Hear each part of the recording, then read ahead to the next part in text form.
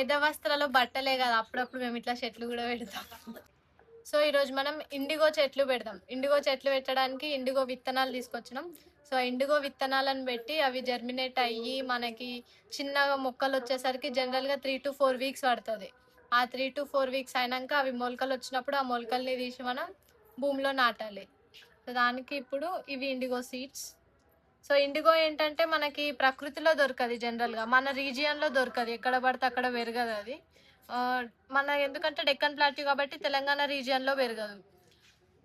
So, దాన్ని మనం వేరే దగ్గర నుండి సీడ్స్ తీసుకొనొచ్చి ఖచ్చితంగా మనమే పెంచుకోవాలి.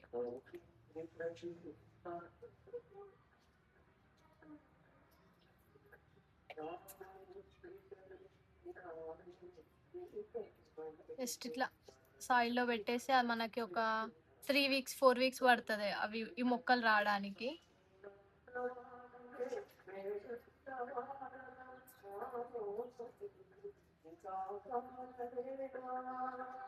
జనరల్‌గా నేచురల్ డైయింగ్ ప్రాసెస్‌లో ఇండిగో అనేది పెద్ద సోర్స్. అంటే మనకి గ్రీన్ కలర్‌కి గానీ, బ్లూ కలర్‌కి గానీ మేజర్ సోర్స్ ఏదైనా ఉంది అంటే అది ఇండిగోనే. సో, మళ్ళీ మనకి వేరే ఆల్టర్‌నేటివ్స్ ఏమి ఉండవన్నట్టు ఆ కలర్స్ రావడానికి. సో, మనం ఇప్పుడు ఇండిగో చెట్లు గూడా పెట్టాలి.